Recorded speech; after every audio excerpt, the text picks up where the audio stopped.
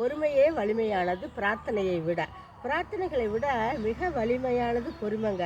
சில இடத்துல பொறுமையாக இருக்கின்றோன்னா நல்ல நிகழ்வுகள் நல்லதே நடக்கும். இதற்கு புத்தர் வாழ்வியலில் நடந்த ஒரு கதையுடன் பார்ப்போம். ஹாய், வணக்கம்.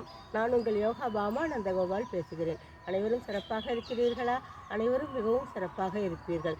என்னுடைய சேனல் சப்ஸ்கிரைப் செய்யுங்க, லைக் அண்ட் ஷேர். ஓகே.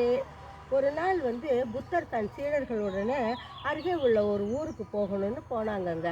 வெகு தூரம் போனாங்க. போனோடனே கொஞ்சம் களைப்பு வந்தது. ஒரு மரத்தடியில் அமர்ந்து உட்கார்ந்த உடனே பக்கத்தில் ஒரு ஆறு ஓடிக்கிட்டு இருந்ததுங்க. அந்த ஆறு ஓடல இவருக்கு தாகமாக இருந்ததுனால இவருடைய குடுவையை கொடுத்து போய் தண்ணி எடுத்துகிட்டு வாப்பா அப்படின்னு சொல்லி ஒரு சீடர்கிட்ட சொல்கிறாரு.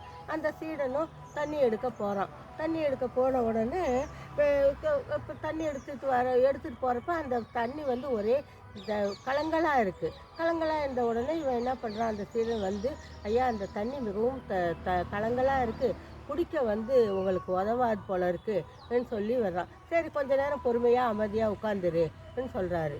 இவன் உடனே என்ன பண்ணுறான், கொஞ்ச நேரம் கூட அவர் சொன்ன ஒரு அமைதியான நேரம் கூட இவன் உட்காரல. உடனே கொஞ்ச நேரத்தில் ஐயோ அவருக்கு தாகம் எடுக்குமே, நம்ம போய் பார்ப்போம் அப்படின்னு சொல்லி திருப்பி ஆற்றுக்கு போகிறான்.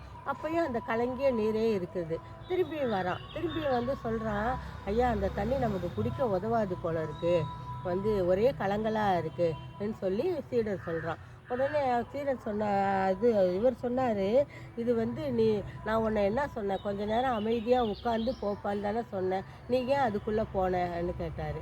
அதுக்கு அவன் சொன்னான், இல்லையா நீங்கள் ரொம்ப தாகமாக இருக்குன்னு சொன்னீங்க, அதோட நீங்கள் சொன்னால் சரியாக இருக்குன்னு தான் போனேன் அப்படின்னு சொல்லி சொல்கிறான். சரி, நீ கொஞ்சம் நேரம் அமைதியாக உட்காரு, கொஞ்சம் நேரம் கழிச்சு போ அப்படின்னு சொல்கிறாரு.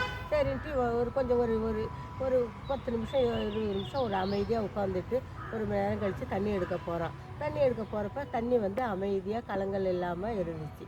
கலங்கள் இல்லாமல் இருந்த உடனே அவன் என்ன பண்ணுறான், போய் தண்ணி எடுத்துக்கிட்டு கொடுக்குறான். குருக்கிட்ட கொடுத்த உடனே குரு குடிச்சிட்டு அவர் புத்தர் குடிச்சிட்டு மீதியை அனைவரும் குடித்த மாதிரி எல்லாருக்கும் குடித்தாங்க.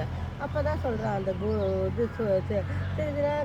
இவன் என்ன பண்ணுறாரு, இந்த சீடன் சொல்கிறாரு, ஐயா நான் போகிறப்பெல்லாம் தண்ணி கலங்களாகவே இருந்துச்சு, ஆனால் நீங்கள் சொன்ன உடனே அந்த அந்த ஒரு தண்ணி கலங்கள் தீர்ந்து சுத்தமாக இருந்துச்சு, அது எப்படி ஏதாவது மந்திரஜாலம் போட்டிங்களா அப்படின்னு கேட்குறாரு. அந்த சீடன் கேட்குறான்.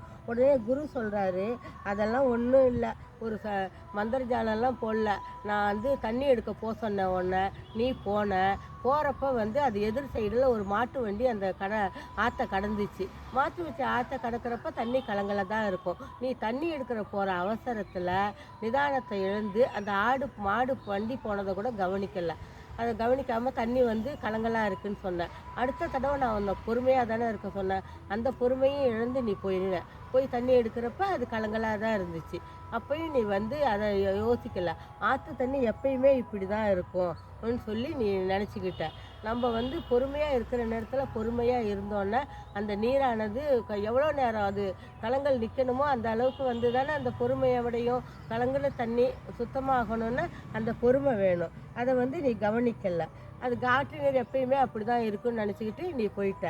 கலங்கிய நீர் போன்றது தாங்க நம்ம மனமும். குழம்பிய நீர் எப்படி குடிக்க உதவாதோ அதே போல தான் நமது குழப்பமான மனநிலையில் முடிவெடுக்கிறதுக்கு எதுவுமே ஏற்றதல்ல. எனவே ஒரு முடிவை அவசர கதியில் எடுக்காதீங்க. அதே மாதிரி கோபத்தில் எடுப்பதும் தவறாக தான் முடியும் என்று போதித்தார் புத்தர். மேலும் இது போல தாங்க நம்ம மனமும் மனக்குழப்பத்தில் இருக்கும்போது அதை தான் போக்கி அதன் போக்கிலேயே விட்டுடுங்க.